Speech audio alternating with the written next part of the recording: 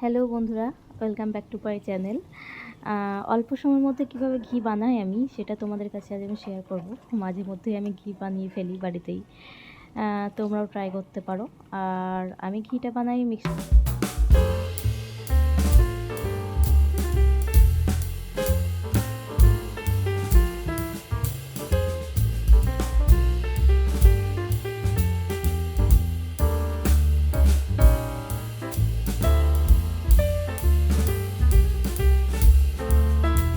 কিছুদিনের এটা আমার যেটা আমি ফ্রিজে স্টোর করে রেখেছিলাম। তো এটার মধ্যে অর্ধেকটা পরিমাণ মিক্সার গ্রাইন্ডারে দিয়ে এটাকে ভালোভাবে ব্লেন্ডিং করে নেব।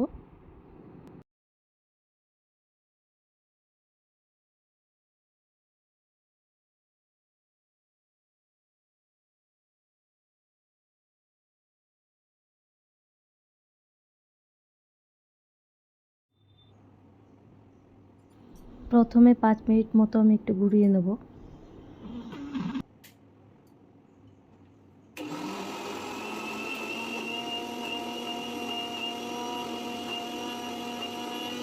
তো এটা এখন আর ব্লেন্ডিং করা যাচ্ছে না, কারণ এটা অনেকটা হেভি হয়ে এসছে। তো এখন যেটা করতে হবে, এটার মধ্যে 1 কাপ পরিমাণ মতো জল আমি অ্যাড করব।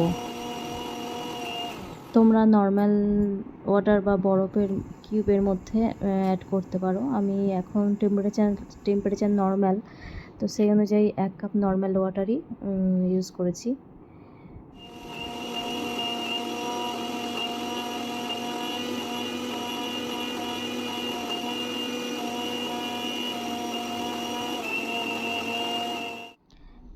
ব্লেন্ডিংটা আমার হয়ে গিয়েছে।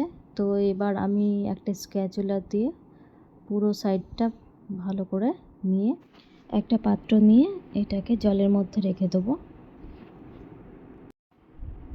দেখো পাত্রে মাখন আর জল আলাদা হয়ে গিয়েছে। ব্যাটারটাকে এবার আমি কিছুটা টিস্যু পেপারের ওপর রাখবো, ভালোভাবে তার ওপর দিয়েও কিছুটা টিস্যু পেপার জড়িয়ে রাখবো, যাতে আমার ব্যাটারটার মধ্যে কিছুটা পরিমাণে জল না রয়ে যায়।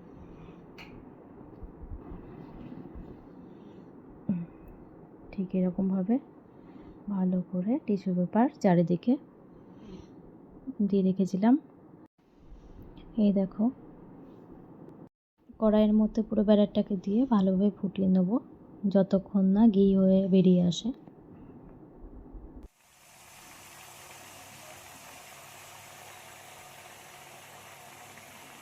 মাঝে মধ্যে একটু নাড়াচাড়া করে নেব বেশ ভালোভাবে পুরো সাইডটা,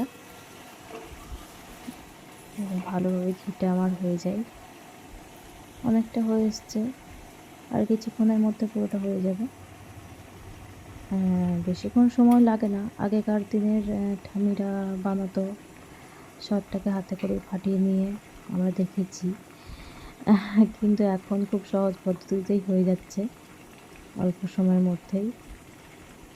তোমরা এরকমভাবে ট্রাই করবে, আশা করি তোমাদেরও ভালো লাগবে। বাড়ির ঘি আর দোকানের একটা বানানো ঘি না করে খেলে তোমরা হয়তো বুঝতে পারবে না, টেস্টটা অনেকটাই আলাদা। তো তোমরাও ট্রাই করবে, ভালো লাগবে আশা করি। তো এবার আমি বন্ধ করে দিলাম, আমার ঘিটা হয়ে এসছে। এটাকে আমি একটু ঠান্ডা করে ছেঁকে নেব। এই দেখো আমার ঘি রেডি। এখানে তোমরা যারা আমার ভিডিও দেখো বা দেখছো তারা একটা সাবস্ক্রাইব করে দিও। তো টাটা, সবাই ভালো থেকো।